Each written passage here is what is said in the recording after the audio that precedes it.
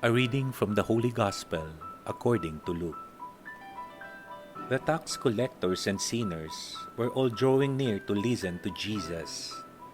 But the Pharisees and scribes began to complain, saying, "This man welcomes sinners and eats with them." So to them Jesus addressed this parable. A man had 2 sons, and the younger son said to his father, "Father, give me the share of your estate that should come to me." So the father divided the property between them.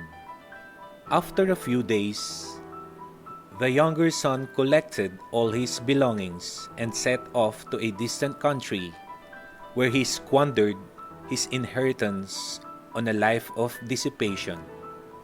When he had freely spent everything, a severe famine struck that country, and he found himself in dire need.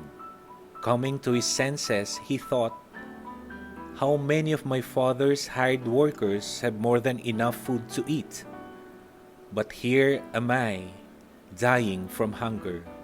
I shall get up and go to my father, and I shall say to him, 'Father, I have sinned against heaven and against you. I no longer deserve to be called your son. Treat me as you would treat one of your hired workers.' So he got up and went back to his father. While he was still a long way off, his father caught sight of him and was filled with compassion. He ran to his son, embraced him, and kissed him. His son said to him, 'Father, I have sinned against heaven and against you. I no longer deserve to be called your son.' But his father ordered his servants, 'Quickly, bring the finest robe and put it on him. Put a ring on his finger and sandals on his feet. Take the fattened calf and slaughter it. Then let us celebrate with a feast, because this son of mine was dead and has come to life again. He was lost and has been found.' Then the celebration began. Now the older son became angry, and when he refused to enter the house, his father came out and pleaded with him. He said to his father in reply, 'Look, all these years I serve you, and not once did I disobey your orders. Yet you never gave me even a young goat to feast on with my friends. But when your son returns, who swallowed up your property with prostitutes, for him you slaughtered the fattened calf.' He said to him, 'My son, you are here with me always. Everything I have is yours. But now we must celebrate and rejoice, because your brother was dead and has come to life again. He was lost and has been found.'" The Gospel of the Lord. The other lost son. Today's Gospel parable, universally known as the parable of the prodigal son, is also called the parable of the lost son, to align it with the lost sheep and the lost coin. A closer reading of the parable will suggest, however, that it is not only the younger son who was lost, but the older one as well. Let us reflect on why the older son likewise is lost. He enters the scene in the second half of the parable.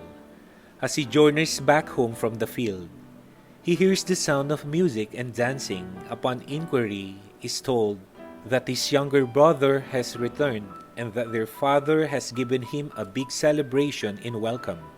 The elder son becomes angry, whereas the father welcomes the younger son with compassion. He responds to this with anger. His sense of justice and the judgment he pronounces over his brother prevent him from entering the house to welcome the guests of his father, as obligation of courtesy. Thus, he insults his father publicly. His action clearly violates the 5th commandment, which commands a person to honor his parents. When the father comes out of the house and pleads with him, he already exposes himself to public humiliation. Still, the son makes a series of actions that further hurts the old man's feelings. He begins his reply by omitting the title father and enumerates his father's failures. He says that he has been working like a slave for his father, yet he had not been given even a kid goat, implying that he regards his father as an employer or master, not as a loving and generous parent. He expects a reward precisely on the basis of his work as a slave, on the basis of his own steadfast service in not transgressing his father's command. It does not enter his mind that his actions so far are clear insults to his father and transgressions against his honor. In all these vicissitudes, the father remained true to himself as a loving and compassionate parent. He assures the elder son that he has not been shortchanged in comparison with his brother, and that a slave category is inappropriate for their relationship. He is always a son, and moreover, as the elder one is the heir. All that belongs to his father is his. How can the father give him more? The parable then ends with the father's pleading for the elder son to enter the house and join in the celebration. There is no indication of the elder son's response. The younger son has already come home.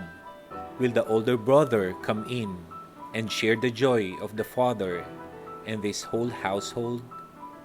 Jesus' words remain in the gospel as a pleading invitation for all of us who feel shortchanged in any way.